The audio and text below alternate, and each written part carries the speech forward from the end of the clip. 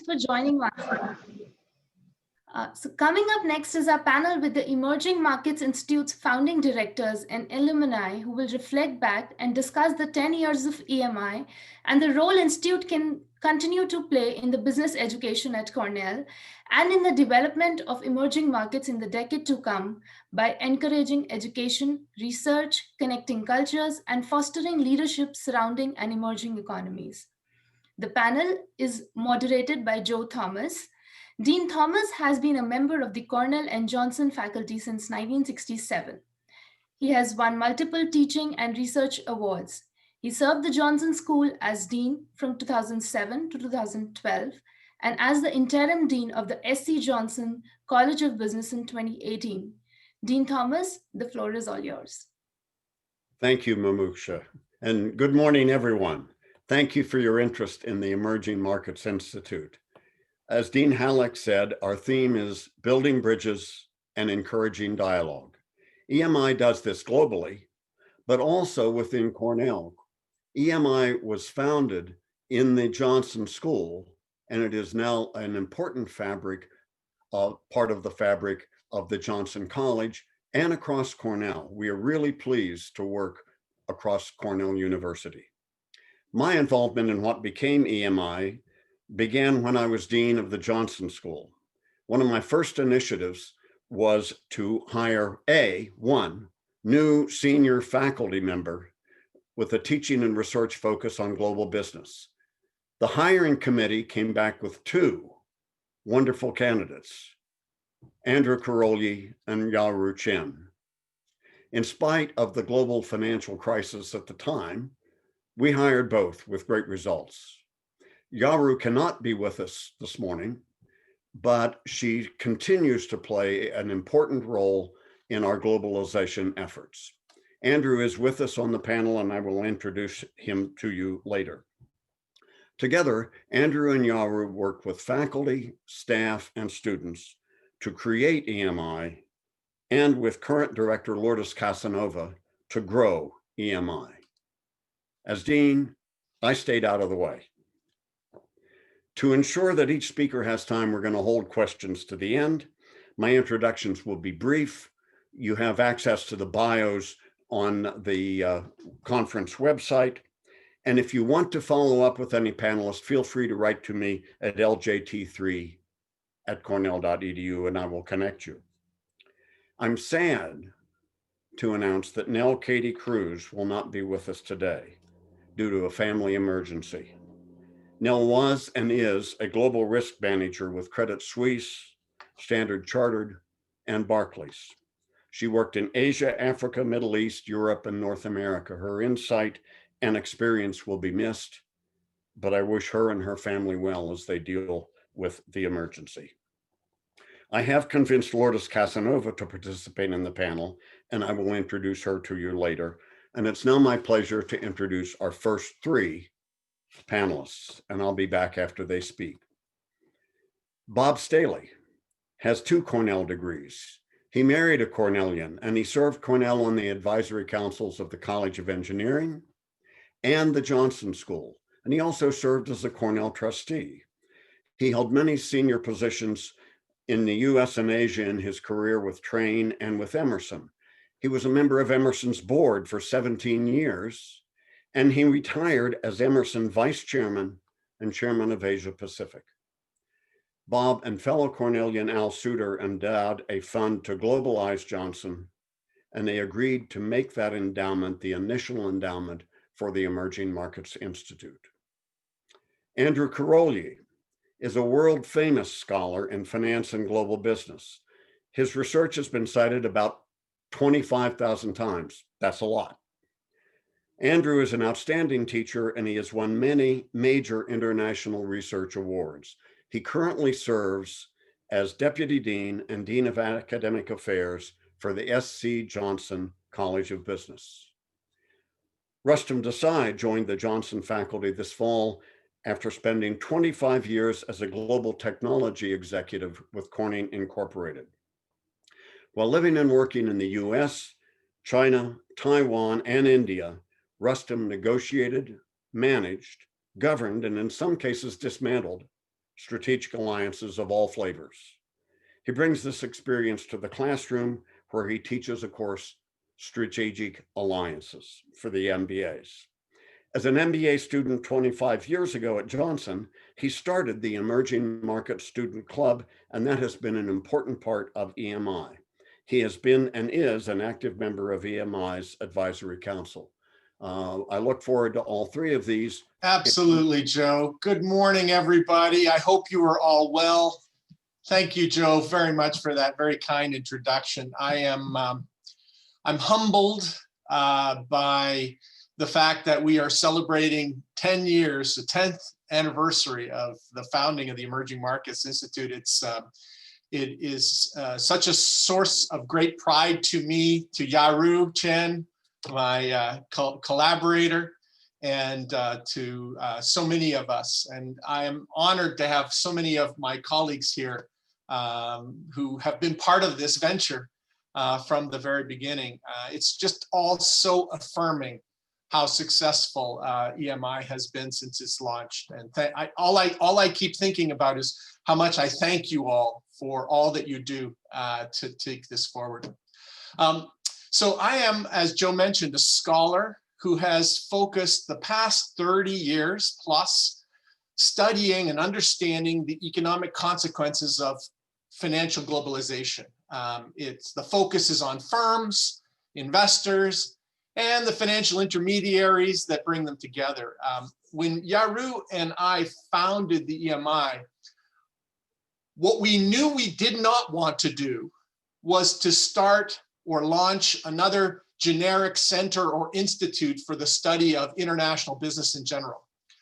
What we wanted to do was to create an initiative, an enterprise that was focused on where the real action was with respect to financial globalization.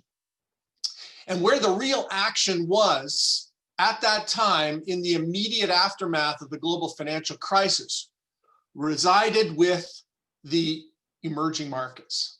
And to be honest with you, as I reflect now what has happened over the past 10 years, Joe, and others, I think about how my own thinking has evolved and how it has evolved in relation to how the activities around the EMI, how the EMI and its activities has shaped my thinking.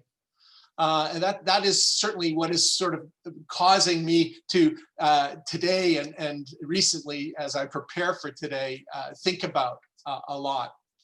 So if you roll back time 10 years ago, what many were thinking about when they thought about the emerging markets was all about the growth potential in the emerging markets. And it was the up, up, up. And there's many, many examples of this among thought leaders at the time that you can point to. I won't name any. But what has come to pass in the last 10 years in the aftermath of the global financial crisis and around that time has been that research has shown that the true distinguishing characteristics of the emerging markets is not as much the growth and the growth potential as much as it is the growth opportunities that are there but have not yet been seized upon, and why, or not fully seized upon, and why. And honestly, this is what led me to write my book in 2015, Cracking the Emerging Markets Enigma. And in that book, in the first sentence of the first chapter of that book, I really wanted to lay down a marker, a new way of thinking about what emerging markets really are, reflecting this thinking. And the definition of emerging markets that is there in the first line and carries through the book is underfunded growth opportunities with problems. And what I wanted you to do, wanted all readers to think with me about is with problems. What problems? And so the book basically lays out in a sort of a rigorous framework what the problems are that block emerging markets from fully seizing their growth potential.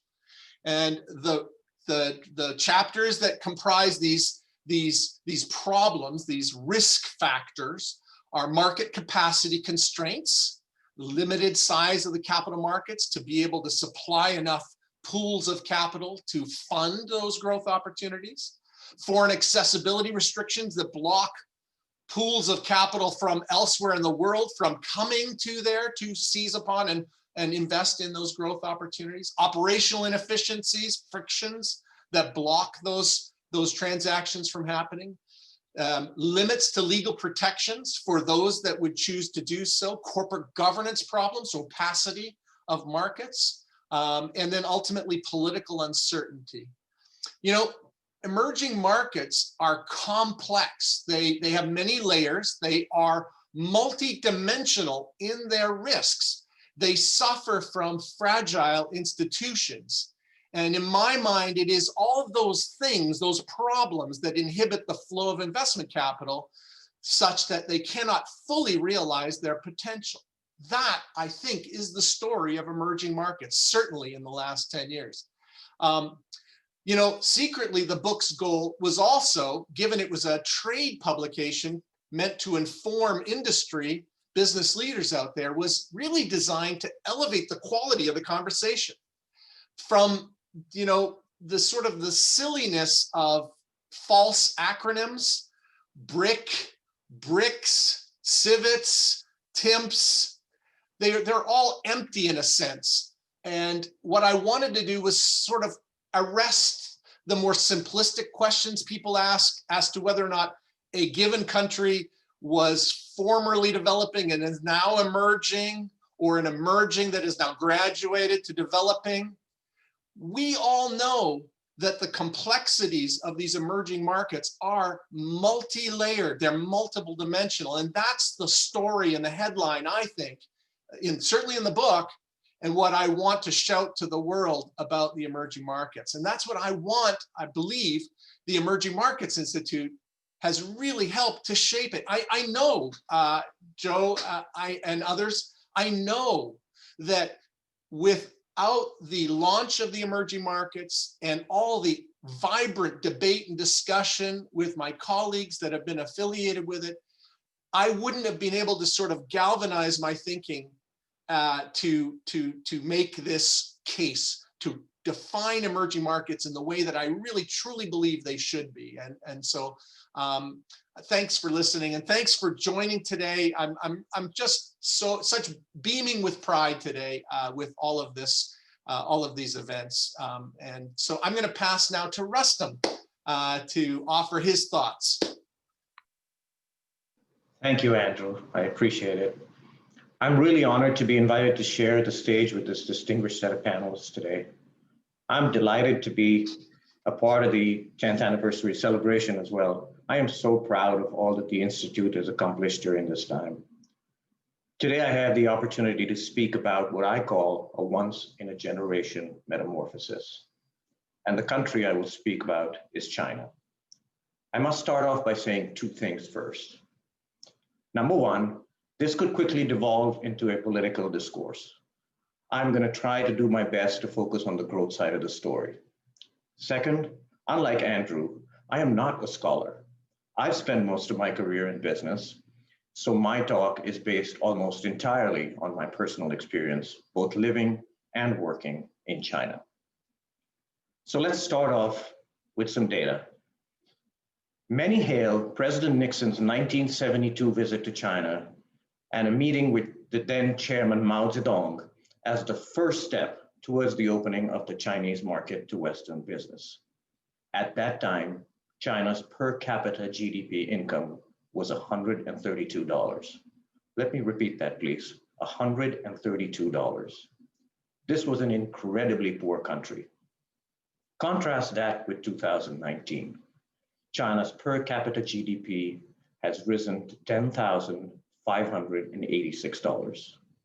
And while $10,000 may not appear like much to many, that represents a sustained 10+% growth over a 47-year period, or roughly $10 trillion of wealth creation.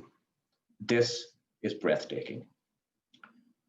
I would offer that this was a result of a call to action by the leadership in China in the early 70s due to the financial crisis they were going through, and a singular focus ever since. In my simple mind, I break this 47-year journey into 3 phases. I'd like to talk to each one of those sequentially. Phase 1, the goal of this particular phase was singular: poverty alleviation. And it extended from 1972 through the late 1980s. This was accomplished through a very careful easing of foreign investment rules, allowing foreign companies to invest in China in a highly controlled environment. Foreign companies could take advantage of labor cost arbitrage opportunities, but were forced to do so only in partnership with Chinese companies. And while this achieved the primary benefit, it also had another, perhaps unintended advantage and outcome. It upskilled the labor force in China. And that brings us to phase 2. This period stretched roughly from the early 90s through the early 2000s. The goal changed. It perceptibly changed. And during this period, the goal was upgrading technology and capability. During this phase, the focus shifted from China being the source of the world's toys to being the factory of the world. And while that might not sound like much, it was very significant. Investments were invited and encouraged in automobile, infrastructure, and other higher tech industries. Restrictions on foreign investments were eased, and investment in domestic private enterprise was encouraged. Very importantly, state governments were encouraged to compete for investment, setting up an environment where foreign companies often had a bidding war for their investment dollars. Massive investment went into building the Pearl River Delta into a modern urban region. I was lucky to live through this firsthand the last few years of this period. Shanghai at the time had transitioned from a sleepy town to a bustling metropolis. Skyscrapers were coming up faster than you could say the word. New eateries opening up daily. There was an undeniable buzz in the air. And that kind of led to phase 3. This period stretched from the mid-2000s through present day. At this point, China's leadership has pretty much figured out how to achieve repeatable double-digit growth. As a result, the attention shifts again, this time to technology leadership and global influence. Heavy investment is made in semiconductor, consumer electronics, high-speed rails, biotechnology, and telecommunications. China transitions from being the follower and copier of the West to the leader in some cases. And very importantly, it starts the Belt and Road Initiative to expand its economic and military influence across the world. And of course, to export its products and technology. That then brings us back to the China of today and the China in the future, threatening to be the next world superpower, with economic and, might I say, political influence from its roots in the Far East to South Asia, Western Europe, Africa, and Latin America, the second largest economy in the world. Right before me, Andrew said that emerging markets are underfunded growth opportunities with problems. I would ask, does China really fit that definition anymore? I would offer that in these 47 years in question, China has transitioned from extremely poor nation to emerging market, fitting that definition that Andrew proposed, to a country that has in fact emerged into a global economic and political superpower. And while there may be many that are critical of the how in purely economic terms, I would say this in fact is a once in a generation metamorphosis. Thank you very much. And with that, I'd like to pass the baton back to Dean Joe Thomas.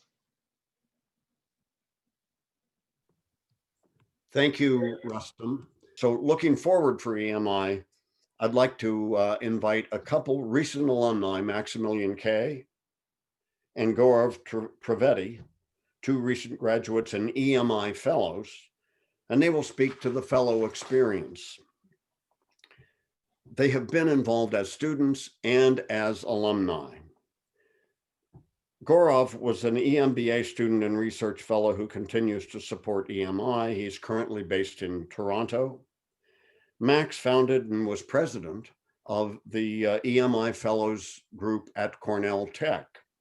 Gaurav is a general contractor and broker in Palm Beach, Florida, and he continues to work, as I say, with EMI and as an EMI Fellows. We'll start with Gaurav to reflect on their experience continuing as EMI Fellows.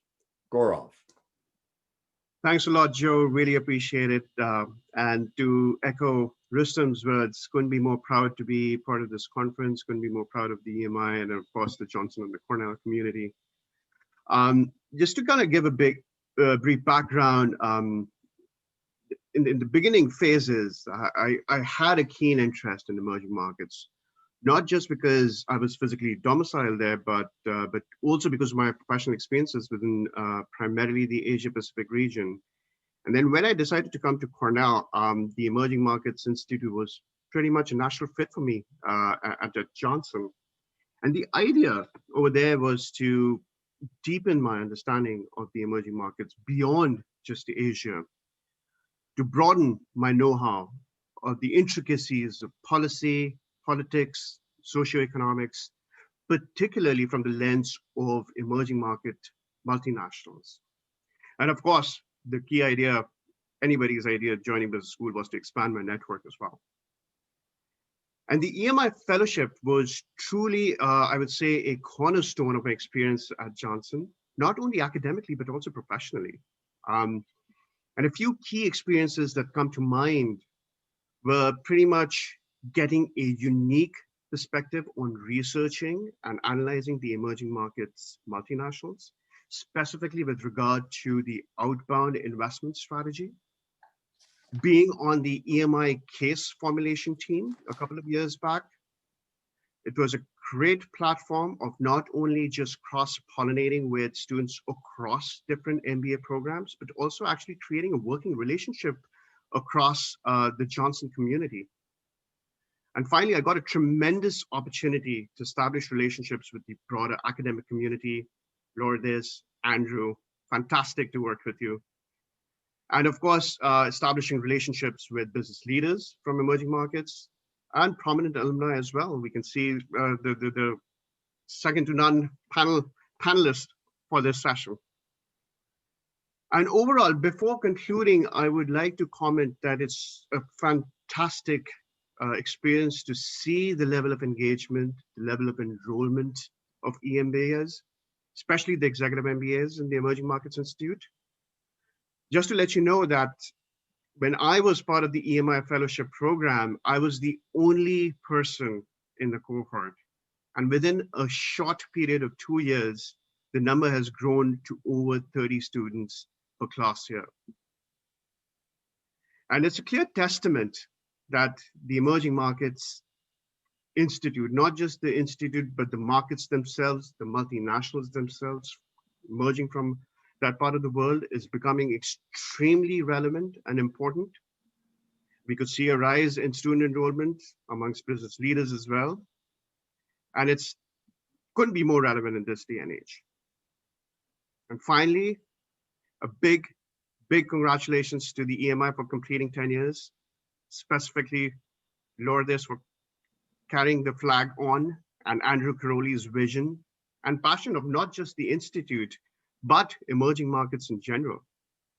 And I really look forward to continue collaborating with and supporting the EMI, Johnson, and the Cornell community. Thank you. Over to you, Joe. Gaurav, thank you very much. Now over to Max. Thank you, Joe and Gaurav. That was great.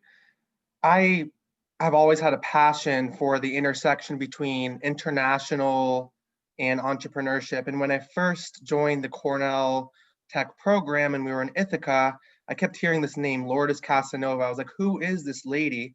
I finally met her and it really changed my life in so many ways.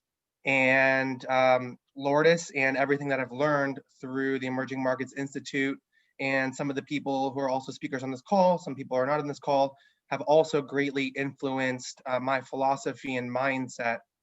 So initially, Cornell Tech wasn't available to participate in the EMI. And after, long story short, submitting a poll on who would be interested in the class, we were able to get it approved. And about a third of the class initially joined EMI. And by class, I mean Cornell Tech MBAs. And ultimately, 14 EMI fellows were also graduates of Cornell Tech in my year, and I'm so pleased to hear Lourdes tell me about how the program is growing with Cornell Tech, because really there's such an intersection between international and entrepreneurship, international and technology. The United States isn't the only country that produces unique and fascinating ideas, and we can certainly draw from other countries that are innovating. And as I'm sure you've all heard, it's not only about doing things more efficiently or faster, it's actually about creativity. And certain countries are really setting the example for those two key aspects in global entrepreneurship. And my experience was I was able to go over to China with the support of a grant from Emerging Markets Institute and explore some unique business models, and then write a research paper on these businesses that there's no other way I would have been able to do some research like this. And it really changed my perspective. I gained new connections outside of Cornell, but I think also, even more importantly, the Cornell network and Emerging Markets Institute is one of the most unique and fascinating networks and robust networks that I can even think of. I've been on a lot of Zoom calls this year, as I'm sure you all have, and I feel such good energy being with you all today. And that's unlike any other Zoom call, to be honest, I've been on this year. And that's because everyone in this group has unique ideas, everyone's a thought leader, and everyone's using data-driven decisions and research to drive their decisions. And I think that this is such a unique group that I'm so fortunate to be a part of. And again, I thank all of you for being here today, and hope to connect with all of you and see you hopefully soon in the future. Thank you. Thank you, Max, and thank you, Gaurav.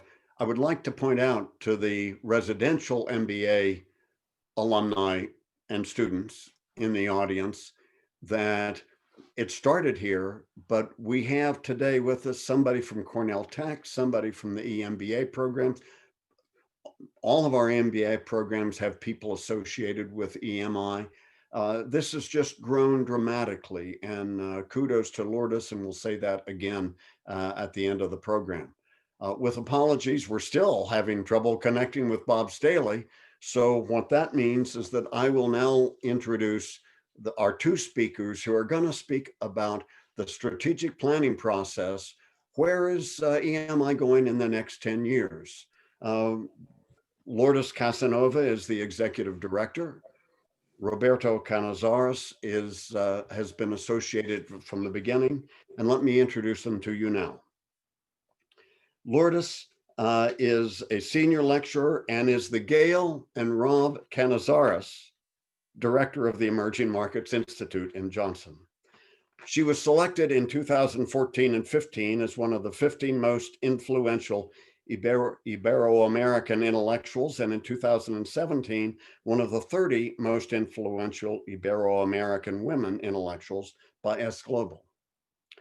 Lourdes has written many books about emerging markets, and yesterday, she and her co-editors from the Emerging Multinational Research Network launched a new book, From Copycats to Leaders, Innovation from Emerging Markets by Cambridge University Press. Now, Roberto, who will be with Lourdes, is a dual degree Cornellian, and he also met his wife at Cornell. While at Johnson, he also earned a degree from our very first international partner, Université Catholique du Louvain. Rob held senior positions at Train and MSA, retiring as president of MSA International. He lived as an expat for 19 years and he started or acquired companies in Africa, Europe, Latin America, and Asia. Rob serves on the executive committees of the advisory councils of both the Johnson School and the Emerging Markets Institute. He and Lourdes are going to talk about EMI's strategic planning process and that they have helped lead. So we'll start with Rob. Over to you.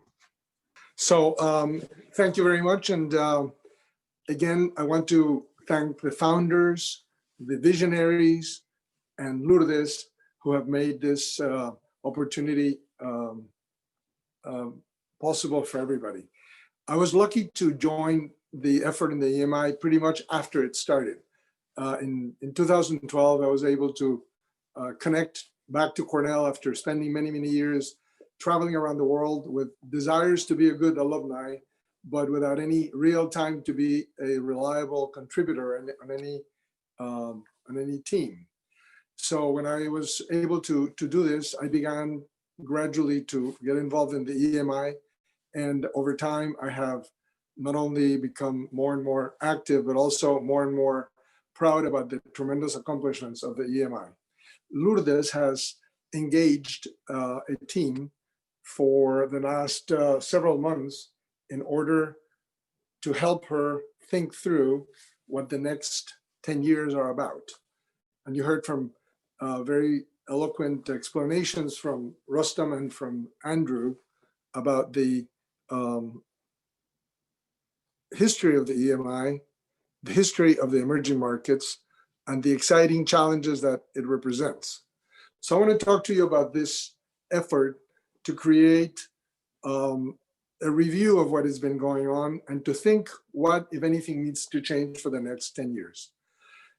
It was a 3-month effort, which included 4 task forces: a task force focused on education, a task force focused on research, a task force focused on strategy, which I was involved in, and a task force focused on outreach. I will not be able to cover the content of each one of these because of the limited time, but I will gradually take you through an exciting and fast ride through what we did. First, the educational task force was addressing the question of which of the different learning options should EMI pursue. And these were called immersion, intensive, or concentration. They have different characteristics, and looking for the one that fitted the best for the future was the main purpose. The research task force, which is a foundational capability that you will see later, creates the strength of the EMI, was wondering about which direction should research take in the next 10 years. A basic question was, should it be basic research or applied research? And then questions about geographical focus, scope, nature of the business, and then to create a mechanism to discover how to capitalize on the wonderful capabilities of Cornell by creating partnerships that expand the strength of the Institute.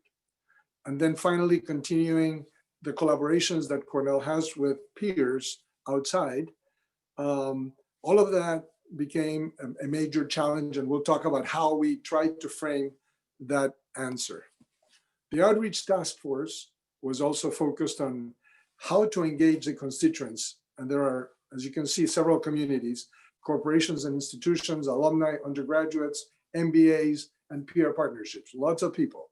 And the question is what to do in each one of these through social media, how to organize internally, and the most important, or very important, how to raise the funds to make sure that the capabilities are able to be funded. And finally, the strategy task force, which I was involved in, which has as a mission to help focus on what should EMI's unique approach to establish a sustainable competitive advantage be in the future. You might say, why is that so important? Well, with this evolution of digital worlds and the competition for importance and status in the world, we believe that it's really important for EMI to continue to raise its level and to become the best the reference, the source for people who are interested in emerging markets. Well, that is described as a competitive position.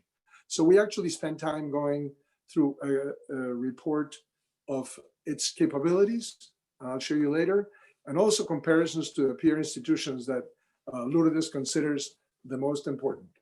But we also needed to focus on the client needs.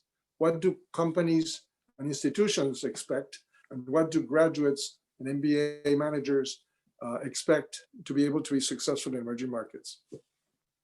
So the main question for the strategy process is, what will be EMI's value-adding focus in its second decade? We created this through a four-step process, which started with a competition analysis. Lourdes doesn't like me to call them competitors. She has very good relationships with peers in other universities and institutions. But the reality is that if we compete for visibility, we want to be more visible than they are. The second part is, what does the university and the College of Business expect? What are the priorities set for the EMI? And then third, what are the clients expecting? What is the product or service that companies will value? What is the product or services that students would value? Once these three things were sort of sorted out, the intent, of course, is to integrate all this in order to come up with this intent of having a unique approach to sustainable competitive advantage, be better than anybody else. So let me start with this first focus on competitors or peers. We did an internal analysis of the strengths, weaknesses, opportunities, and threats. It was a workshop. I'm not going to take you through these, but the major challenges here are these. There are great opportunities, both within Cornell, within the EMI, but very few resources. So the challenge is to balance our dreams with our practical capability to make them happen. The second part was to compare ourselves to peers. And Lourdes has selected, and you can see an illustrious list of Ivy League universities and also important universities in Europe, which she analyzed, and we went through. This is sort of a summary of their main focus, and converted their priorities into a positioning map in which, and this is complicated and I won't take you through it all, but basically the blue box is public institutions, the sort of teal or greenish box on the bottom is private institutions, and essentially you're going from more specific at the bottom to broader at the top. And then from left to right, you have a geographical scale where on the right, you're really covering the whole world. As Andrew said, no geographic or functional focus, whereas on the towards the left, you have regional, national, or industry and specific segment focus. And this is sort of how these institutions are positioned. Well, this starting point we'll use later to think about how Cornell will want to position its EMI in the future. For the past 10 years, Lourdes has pretty much focused the Emerging Markets Institute on emerging multinationals. It has been its core because it is a unique capability that Lourdes and Anne have developed credibility and expertise and recognition over many years. And the students seek employment in these companies. But let's think about what has happened more recently. In the College of Business, recently, you probably know this, Andrew and the dean have approved the business ecosystem of emerging markets as the fourth theme for the College of Business, which creates an opportunity to utilize the capabilities of institutes and faculty outside of the EMI to create research, knowledge, and expertise that the EMI can use in order to serve its constituencies. So those were sort of the instructions from above, if you want. But the next question, and perhaps the most important, is what do customers want? And so we tried to do a comparison between the world in 2010, when the EMI started, and the world today, looking forward towards the decade of the 20s. So we basically started sort of asking these questions. How did the world look then, and how does it look now? Within the world, how did emerging markets look then, And what do they look now? What are we looking towards? And then within emerging markets, what are the company needs then and now? What are, from the company needs, then we focus on careers. What are the requirements to be successful? What are the skills? Hoping that that would give us then information to create, to sort of focus and sharpen the curriculum for emerging market fellows. This is just kind of an example of how the contrasting decade workshop was. We started on the left-hand side with brainstorms. We sorted it out, we voted, we eliminated things, we gravitated towards themes, and then we created the box at the bottom, which shows on a contrasting world what we thought the world looked like, the main characteristics in 2010, and what we think it looks like today. From that, we actually went through each one of these levels, and we created these comparisons of the main themes that changed between 2010 and 2020, looking forward in the world, for the emerging markets, for companies, and for institutions. And from there, we then selected these 5 key themes that we recommended as the input for the 5 priorities that firms and institutions in emerging markets are looking to have for the success in the next decade. The same is true, a similar set of parameters for the corresponding skills and knowledge of the MBA students in emerging markets. So with that, essentially our task force was done. And the next step, which is not finished yet, was Lourdes created an integration committee to really take these 4 task forces and come up with strategic plans. One is to clarify the mission. Second, to give direction to applied research. Third, to position the institute in its scope and its focus compared to its peers. Define the education model that best suits the requirements, and then organize outreach plans and the resources required to execute. So in a diagram, this is what pretty much came in. On the left, we have the themes that are required or recommended by the task force. From above, we have the expectations from the College of Business and Cornell. From the right, we have the strengths and weaknesses. And then we have the input from the other 3 task forces from below, the education task force, the research, and the outreach.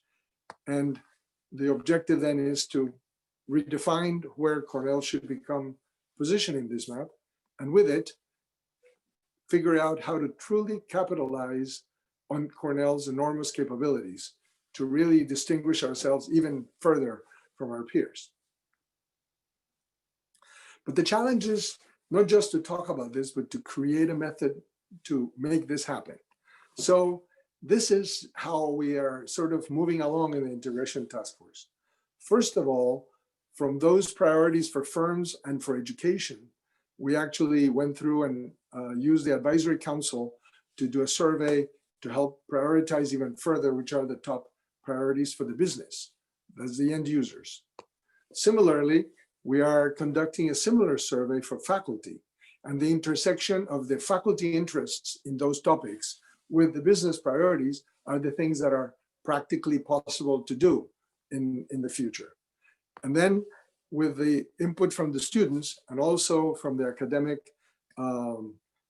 faculty, the objective is to really find a well-defined intersection of these 3 opportunities that will become the EMI focus for research and education in the coming years.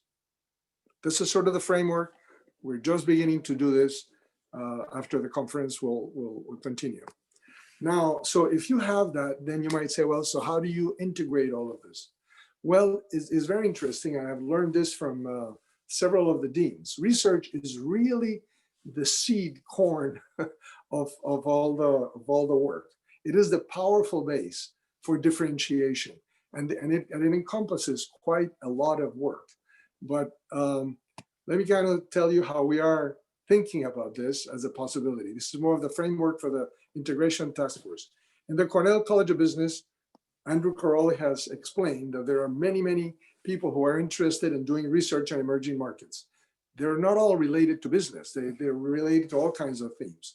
But there is a way to select out of those themes that are focused on business. That basic research is important raw material, which complements the research done within the emerging markets in applied research. And the objective is to combine all that and to expand it to really create a source of emerging markets insight that become differentiated and really important for companies who are looking for that kind of analytical insight that will give them an advantage in understanding these opportunities with problems, and for students, which not only will enjoy the reputation of the school they go to, but they will be particularly talented and prepared with unique insight, and also with the competence to be able to operate in emerging markets. That is sort of that sort of integrates how research becomes the basis of a lot of the capabilities for the future. And then from it, once you have that insight, you have messages and information that is able to be disseminated in a way that the people are willing to and looking to read in order through the outreach program. So with those value-added ideas, insight, world-class research, and analytical insight for companies, and competent MBAs, which are also a product that companies look for, but then the strategic plans will be put together as we complete this work for the next few years. So that's kind of the strategy. Now, let me change themes for a minute. You know, I did spend the majority of my life in emerging markets. I lived in Brazil, I lived in China, I lived in Belgium and France, in Germany, in the Netherlands, and ran businesses and acquired businesses all over the world. So you might want to say, so share a little bit of your experience. How do you summarize all of that into one slide? Well, let me give it a try. I think there is a significant difference in managing skills between running businesses in developed markets and in emerging markets. And I think this is my attempt to share that with you. Running a business in the developed world is structured as it's a skill indeed, but it differs significantly from running a business in an emerging market, which is a little bit more challenging, more exciting, and more risky, as Andrew well positioned. So this is pretty much the end of my talk.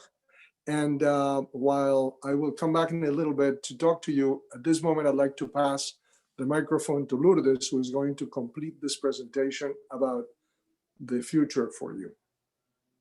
Thank you very much, Rob. This has been a very long process, very intense, more than 40 people, members of the EMI's Advisory Council, alumni, faculty, current students, the EMI team, everybody worked very hard during the summer and now to design the strategy for the next 10 years. It was an interesting process also for me. I had done faculty reviews and faculty weekends, but not as intense, where we had business people and definitely the outside world telling us, no, this is not good. You compare yourself with the competitors, that I would say my colleagues, and no, the numbers don't look good or they look good. So interesting for us because we hardly do it. Sometimes academics, we are in an ivory tower in moments in which it's so difficult. The world is so difficult right now, in such a difficult position, such human tragedy and tremendous economic crisis. We need to review, we need to talk about our commitment to society and how we serve our students, the future leaders in society at large. So thank you, Rob, Nell, Paul Kabuma, Rustom, so many of you, Dennis Huang, so many of you who participated, the advisory council members, and again, the whole EMI team, alumni, and EMI fellows. So then, as a result, we wanted to change, to adjust the new EMI mission and vision. And here it is, so to be the premier institute for emerging markets worldwide, to affirm the importance of emerging markets in the global economy. So the major change is that emerging markets have all grown. As Rustom said, definitely China, the one growing the most, but we have had Korea and we have had so many. And emerging markets are not, in many cases, like second-class citizens, but they want to be our partners on the same table from all over the world. And then to equip leaders with a purpose. We think purpose now is more important, very important, insights and tools to thrive in emerging markets. And then the next slide, please. So no change, something that will not change, and we have been discussing, I remember one evening with Andrew Caroli and Yaru Chen, my predecessors, that they said, don't change that, continue encouraging dialogue. We need to dialogue in our societies between East and West, and building bridges between the East and the West, and between South and South. So thank you very much again, and thank you, Rob, for the wonderful presentation, trying to summarize in a few slides what was done, very, very hard work. Also, all the moderators, they were undergraduate students, Soraya Quiroga, so many interns, volunteers, so many volunteers who just gave their time to our most precious commodity, our time. They gave it for the good, for the improving of the education, for the next 10 years, for me and for the successors who will come after me. Thank you very much. And then I pass the word to Joe. Thank you. Thank you, Rob and Lourdes. We look forward to coming back during Q&A with questions for any of the panelists. And please, audience, feel free to come up with questions. We now have one speaker left. Bob Staley was going to be the first, and he will now be the last because Mark Yeager and his colleagues managed the internet and got Bob back. He had been there and he was lost in hyperspace or cyberspace for a while. I told you about Bob at the beginning, so I will not repeat that. Bob, tell us your thoughts as you... Well, Joe, I just caught the, can you see me? I just caught the end of Rob's presentation, and I feel like I was the person riding the white horse, but the new technology is the Bronco. And I fell off the Bronco. But I enjoy being here, and it's good to get with you again, Joe, and I wish I could have heard Andrew. So, but I heard a little bit of Rob. And so anyway, I've been asked to actually just present a little bit of history insofar as activity internationally at Johnson School prior to EMI. So let me just say a few words about that.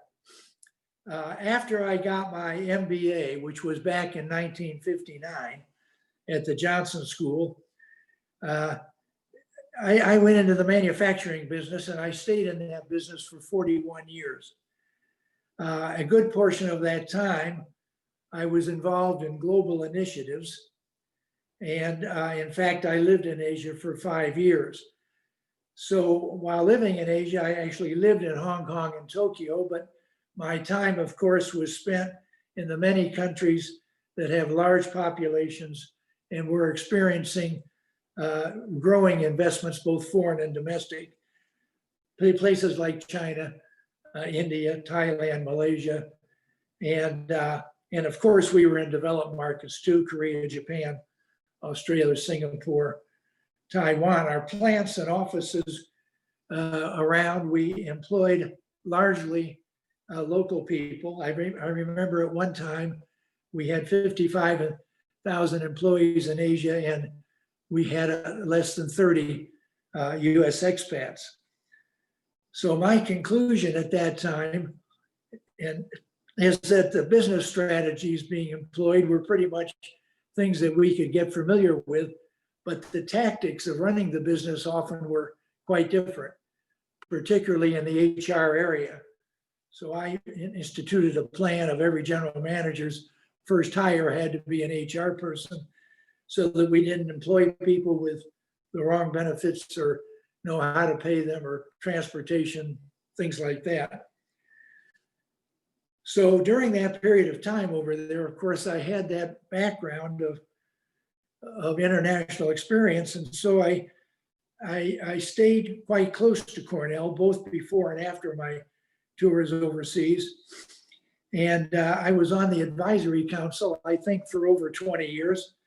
And during that time, the Johnson School, I felt, was building a very fine brand. And the firm I was with, Emerson Electric, took note of that brand, and we hired many graduates over the years. But over time, I began to believe that the brand wasn't as internationally focused as my experience in business taught me that perhaps it should be at that time. So, for example, in the business to business world, which is largely what Emerson does, you might have a oil refinery project going up in Kuwait where the architect was out of Japan and we were using Brown and Root as the engineer in Los Angeles, and the winning contractor was in Beijing. And of course, the labor they employed were out of the Philippines and Indonesia. And if you didn't have people in all those places, you didn't get the business. So that was where I was coming from in my understanding of business. So I think the deans then picked up on this idea after we became a pain in the neck with them for so long. And Joe Thomas was dean that time, and he made the very good decision to hire Andrew Caroli and Yaru Chen, and later Lourdes came on board as in the faculty. And these most capable individuals have definitely brought an international hue or texture to the Johnson brand. And we started very small before they arrived. I remember Jan Katz was giving some international classes, and Al and I talked in Jan Jazwinski's classes, and we even started a Cornell, not a degree, but a certificate and a Nanjing degree with Nanjing University, where I happened to lecture at times. But those were small compared to what's been accomplished. And after the brand was changed, why, I think the EMI put a very powerful additional focus to that brand. And I guess in sitting here, I think it's impossible to overestimate the impact of these individuals on this program.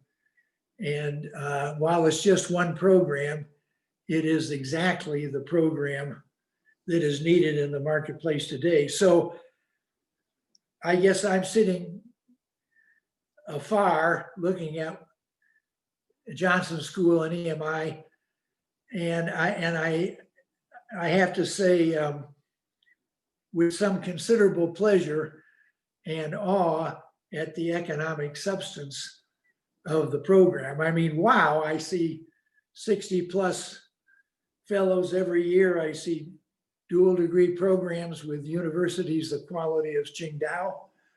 I see multiple cyber centers, case competitions, conferences with hundreds of attendees, and now a new developing plan that Rob's talked about, which I'll be most interested in. So I couldn't be more pleased, and so I happen to be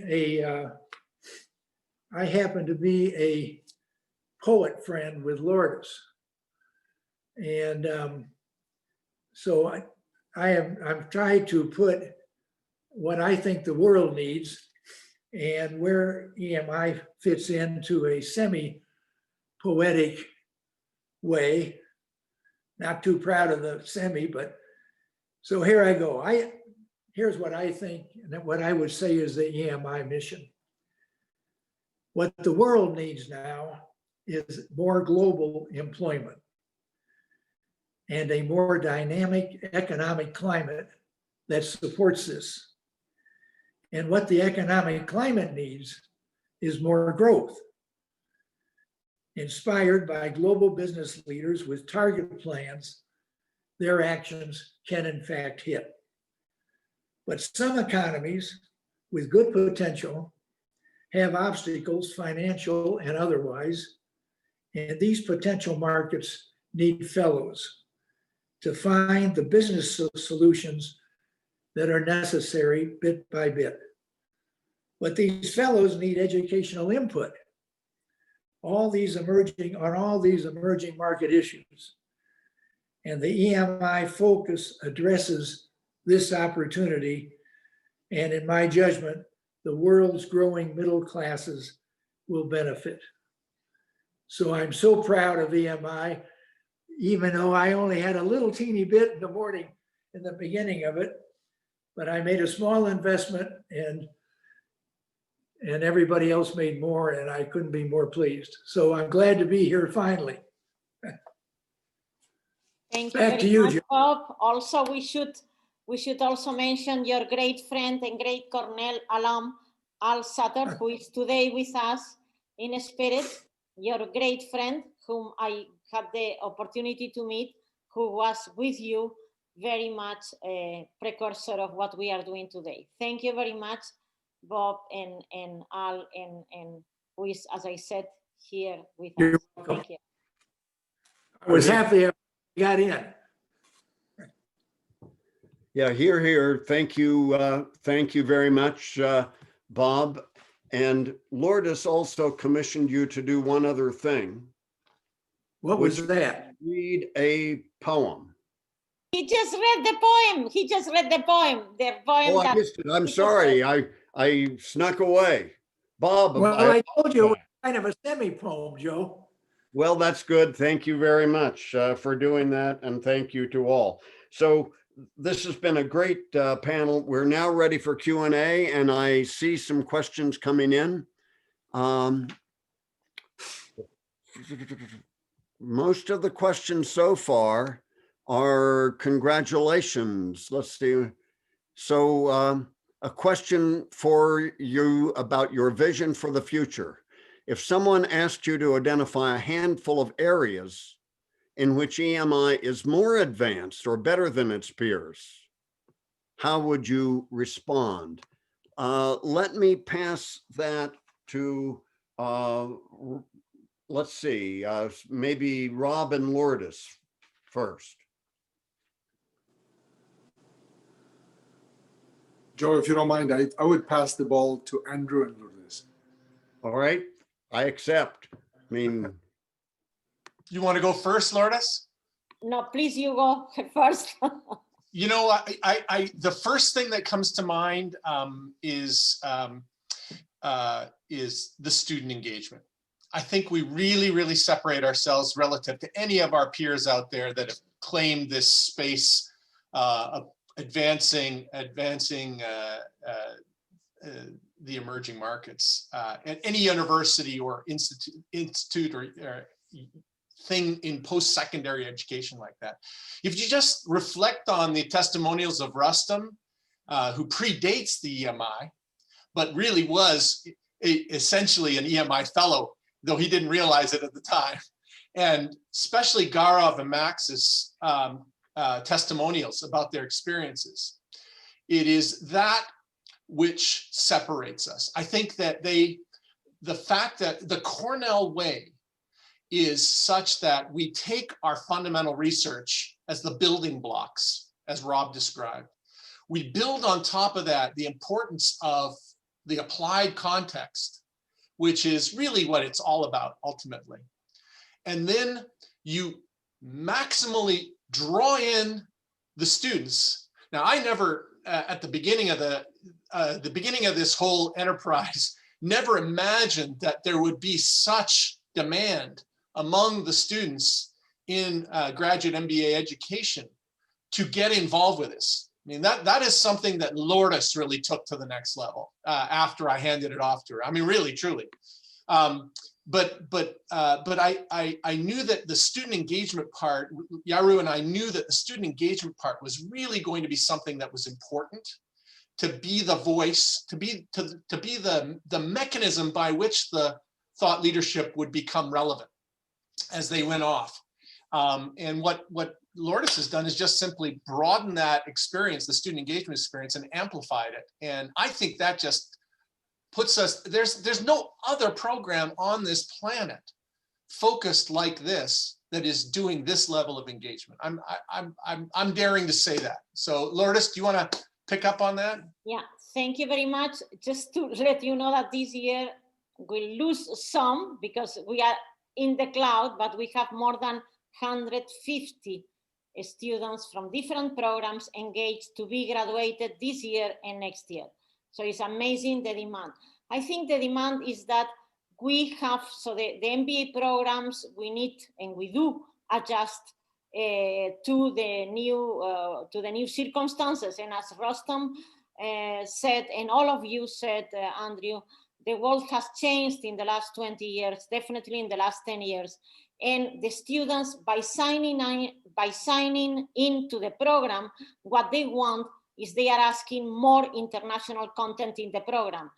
And I remember when I arrived in Cornell more than 8 years ago now, I would discuss in my class international cases from China, India, Brazil, and they were the only ones. Now, for instance, Tencent, a leading technology company from China, is being discussed in 5 different courses.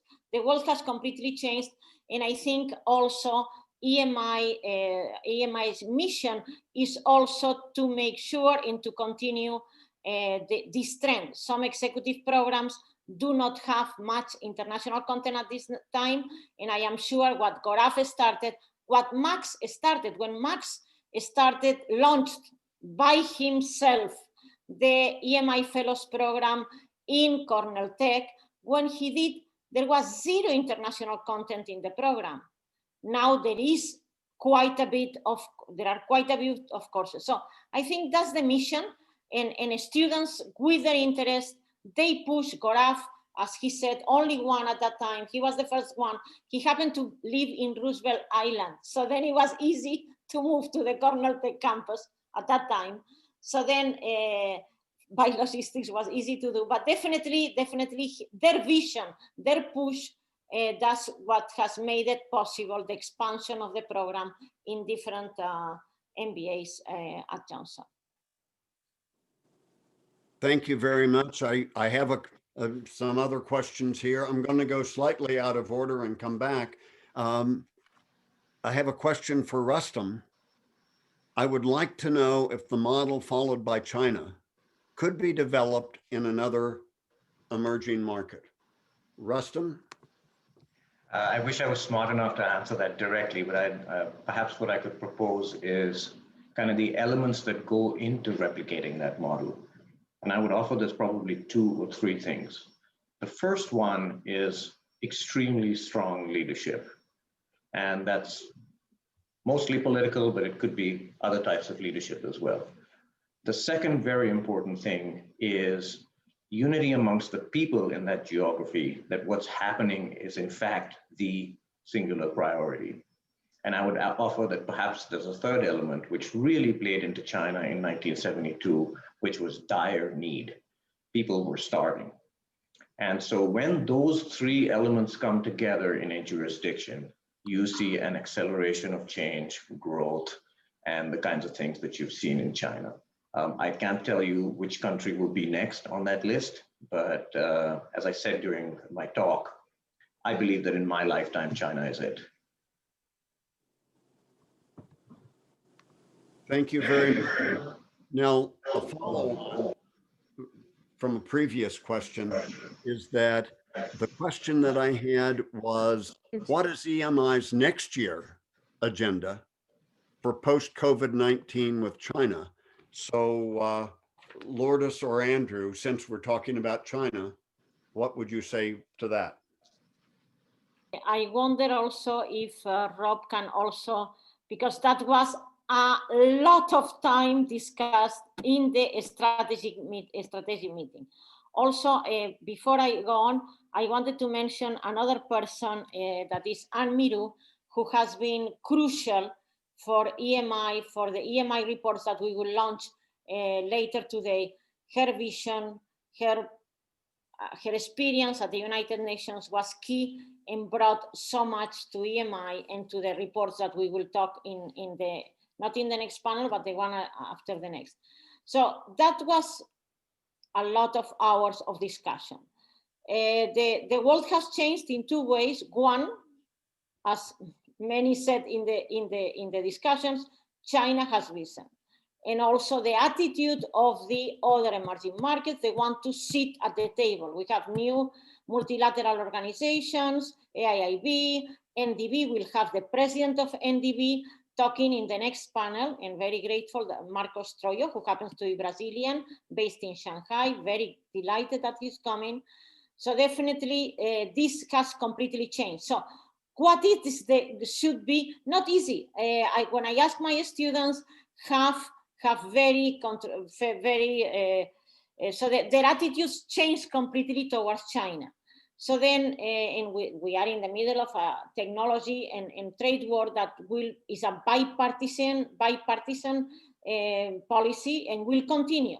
So that's why we said we continue encouraging dialogue and building bridges. But definitely we won't solve this, what we are going to do with respect to that.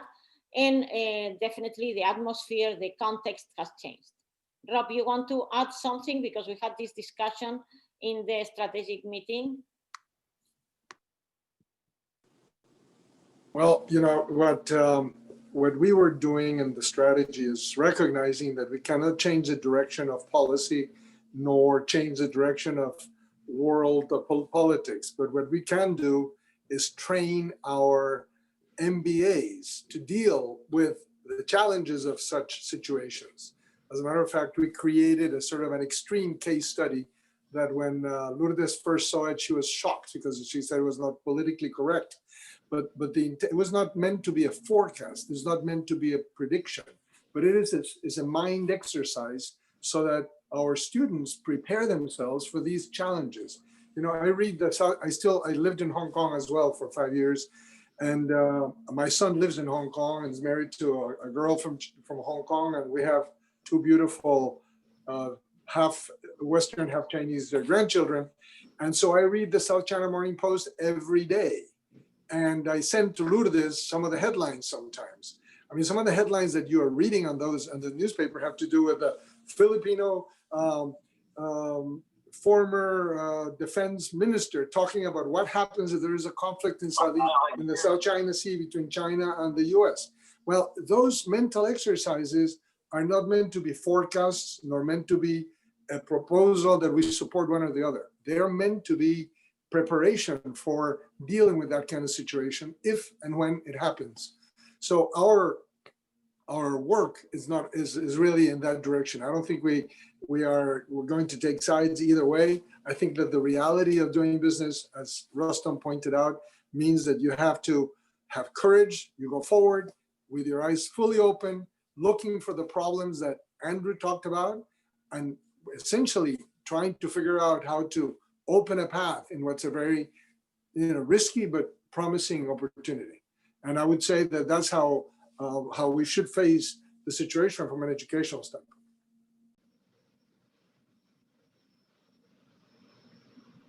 Great, thank you, Rob and Lourdes. We have a question for the panel from a former student of mine, but Rob is a former student of mine too.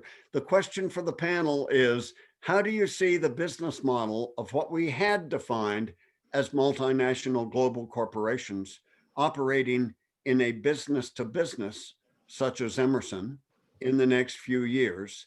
And I'll pass that first to Bob Staley, and then to anyone else that would like to respond. And so what do they want to put on the business to business context? The question, how do you see the business model of what we had defined as multinational global corporations operating in business to business? Well, I presume the person is talking about supply chains, and that was very disruptive and is disruptive, and I think will continue to be disruptive now. So my guess is we'll see more investment in locales where markets exist, rather than counting on import export. But in the services side, i.e. engineers, architects, people like that, you just have to have people at those locations. But I do think that if I was running companies today, I would be looking at my supply chains, and I would not take much risk with those. But I would put businesses in big markets or growing markets. And actually what the world needs is they need more businesses in the growing markets, which is what we're all about in this exercise. Bob, let me interrupt for a minute. Alan just wrote back. I did not frame his question correctly. I meant, how do you see the business model of global corporations in industry activities evolving perhaps from what you experienced? How is that going to change in the next 10 years?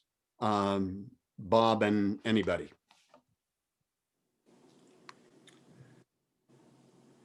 Well, I think, I'm not sure, but I just think you're going to have investments in the markets that sell in that market.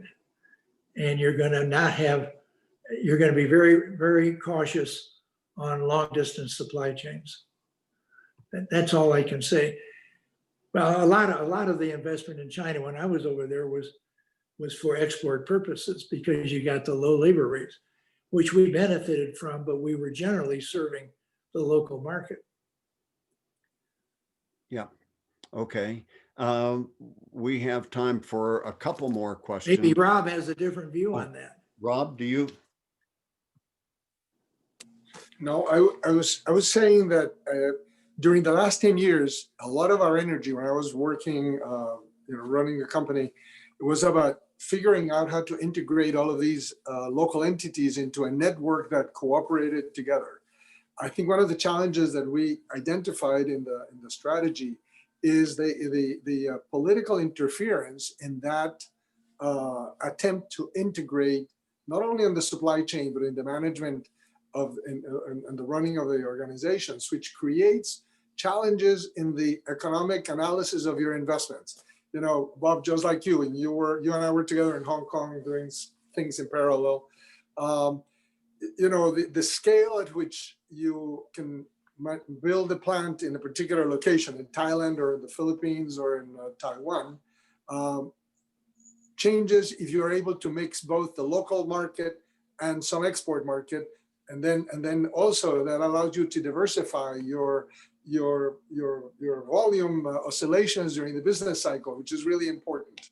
Well, when the markets were open, when you had sort of globalization was sort of a comfortable thing to do, you could play those models much better than now, where for political reasons, some president can say, we're not going to allow you to import from there. And all of a sudden your investments become partially underutilized. So I think that the challenge of how you are going to make investment decisions and where you're going to deploy them are going to be different.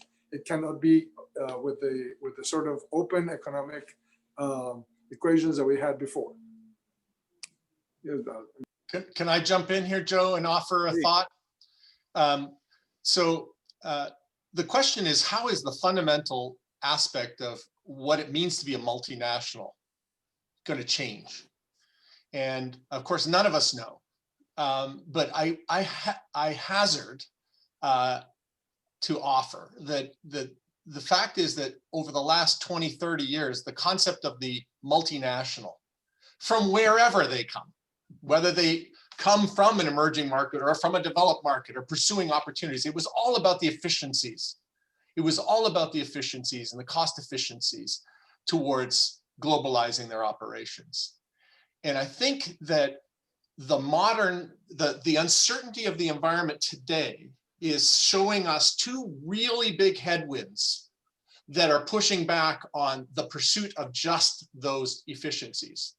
The first that comes to mind is the growing social and economic inequality that are happening in emerging markets right now. And what it's doing is creating a lot of unbalanced growth and a lot of skewness in capital flows around the world. China included, as Rustam was mentioning earlier.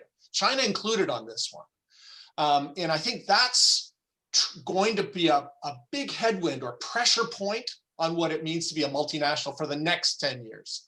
They're going to be having to reflect on and rationalize aspects of inequality, social and economic inequality, wherever they lay down a footprint. Number two is the powerful forces of climate change and also biodiversity loss. And I think those are going to have enormous consequences for what emerging markets are going to be, and certainly what multinationals are going to have to think about in their business modeling for the next 10 years. Some might take it as a headwind as I describe it, but some might actually use it as an opportunity, a departure point to foster, mobilization of capital needed to basically do a lot of infrastructure development for adaptation and mitigation of climate change and biodiversity loss.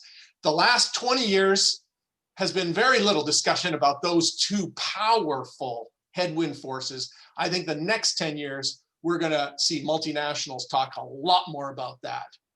So there's my take on it. Thank you very much. I have a quick question for Max and Gaurav.